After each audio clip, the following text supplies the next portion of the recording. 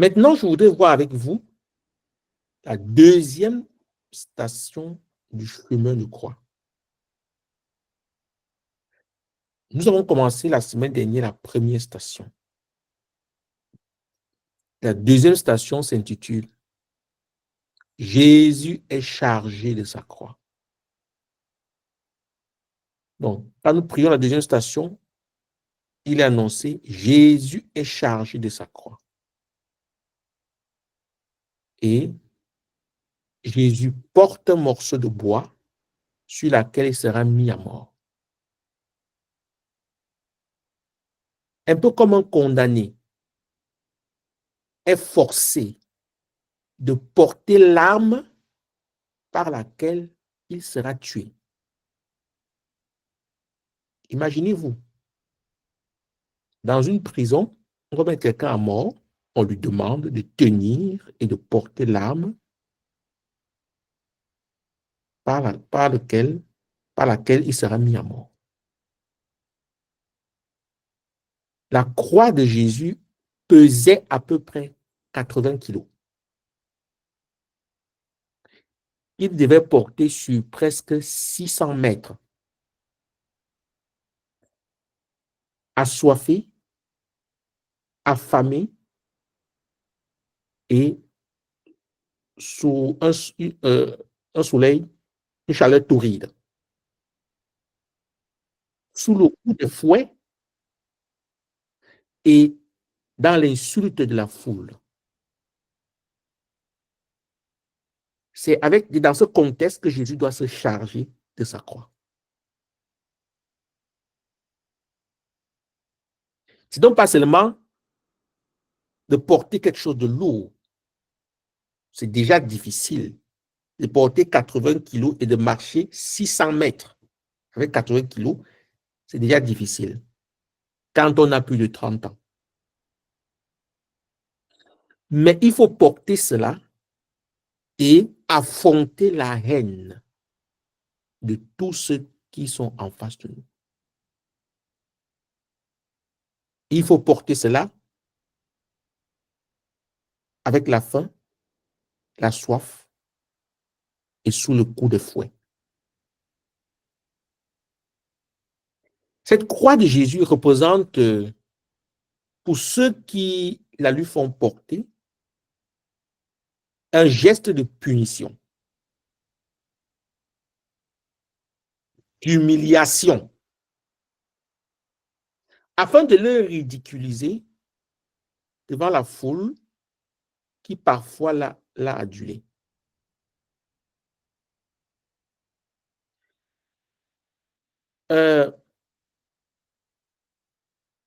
On a voulu, par ce gros poids déposé sur lui, sur ses épaules, éprouver sa faiblesse physique.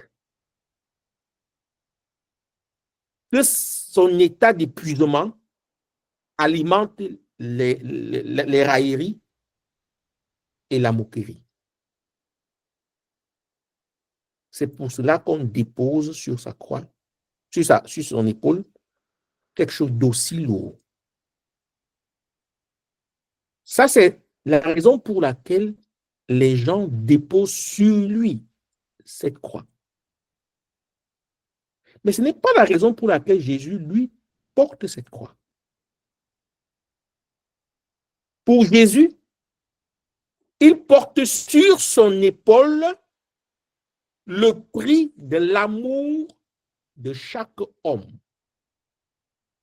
Il porte sur son épaule le prix de l'amour de chaque homme, de chaque femme, et démontre qu'il est prêt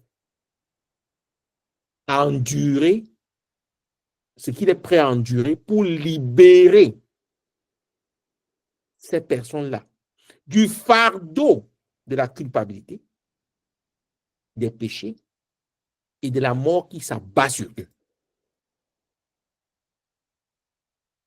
Alors que la foule, alors que ceux qui le torturent lui font endurer l'humiliation et la punition, Jésus porte sa croix par amour. C'est comme s'il ôtait de nos épaules à nous tout ce qui fait peser sur nous culpabilité, péché et mort, et il dépose sur son épaule. Dans cette deuxième station, notre regard n'est pas fixé sur ceux qui humilient Jésus, mais sur celui qui ôte de nos épaules ce qui nous écrase. Il les met sur les siennes. Il a dit lui-même, venez à moi, vous tous qui peinez sur le poids du fardeau, et je vous donnerai le repos. On dirait que la misère de chaque homme vivant est mort, ou mort, croyant ou non, conscient ou pas, pèse sur l'épaule de Dieu. Ces misères-là ne pèsent pas dans son cœur, d'abord, mais pèsent sur son épaule, parce qu'il les prend avec lui. Et il le fait volontiers, parce qu'il est le bon berger, prêt, qui va à la recherche de sa brebis égarée et qui est prêt à tout endurer pour cette brebis. Mais ces fardeaux commencent à peser non plus seulement sur ses épaules, mais dans son cœur, lorsque cet amour pour laquelle il porte la croix, il ôte ce poids sur ces personnes, rencontre l'indifférence. En ce temps, la croix pèse sur les épaules de Jésus et dans son cœur. Donc, en méditant ce chemin de croix, nous voulons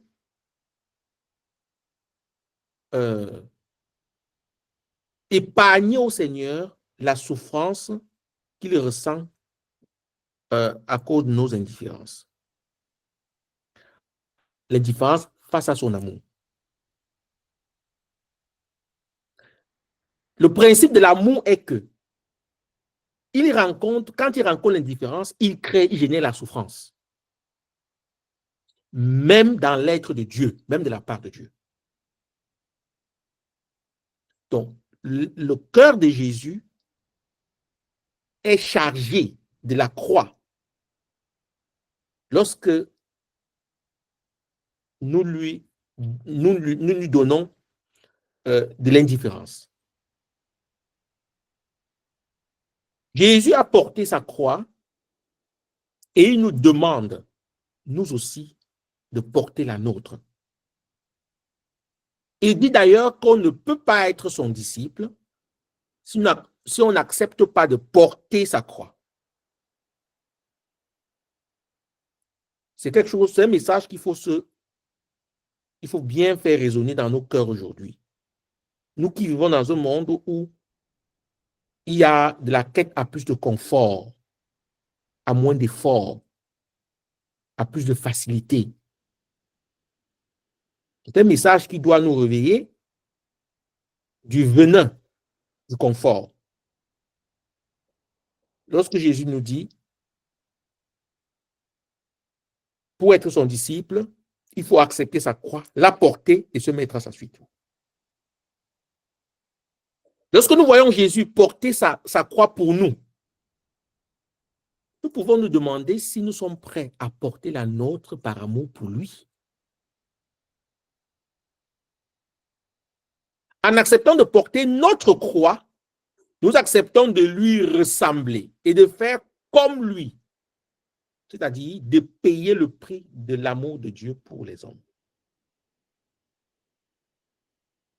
Nous aimons Jésus et le prix de cela, c'est la croix que nous allons accepter de porter. Si notre amour de Jésus ne rencontre pas la croix, ou notre amour de Jésus ne tient pas compte de la croix, elle sera un amour superficiel. Cet amour n'aura pas de racine. Cet amour sera émotionnel. il sera l'amour d'un instant. Lorsque Jésus, dans la parabole du sémeur, parle des différentes personnes qui reçoivent le grain de la parole qui est semée, il parle des personnes qui ont reçu la parole dans les ronces et d'autres qui ont reçu la parole au bord du chemin, sur les rochers. La parole n'a pas de racines. Pourquoi? Parce qu'elle est étouffée par les plaisirs de ce monde, la facilité et tout. D'autre part, parce que quand vient la difficulté et les persécutions, ces personnes-là perdent la foi. Il y a donc que la croix qui permet à la graine de la parole de Dieu de trouver des racines en nous. La croix, en fait, est un morceau de bois, on pourrait dire. Mais cette croix, c'est la racine, c'est ce qui donne la racine à notre amour à Jésus. Il y a une différence, donc, entre ceux qui suivent Jésus, comme la foule qui l'a suivi, qui l'a guéri, qui l'a nourri et tout, et qui ont été manipulés par les grands prêtres. Ces grands prêtres ont retourné la foule contre Jésus. Il y a une différence entre cette foule-là, qui n'a donc pas de racines, qui n'a donc pas de consistance, et des personnes qui acceptent porter sur elles le prix de leur amour pour Jésus. C'est donc la croix qui nous permet de sortir de la foule pour nous mettre derrière celui qui porte sa croix pour nous. Jésus nous demande de sortir de la foule en portant nos propres croix.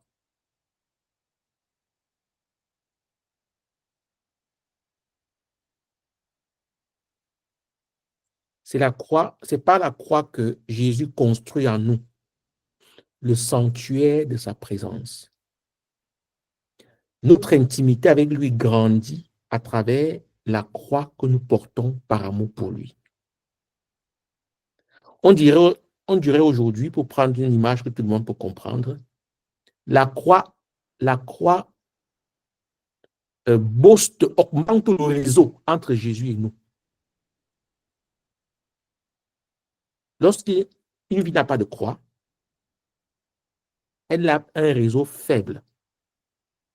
Le lien est plus serré entre une âme et le Seigneur quand cette âme accepte sa croix, accepte de la porter par amour pour lui. Je souhaite donc que la méditation de cette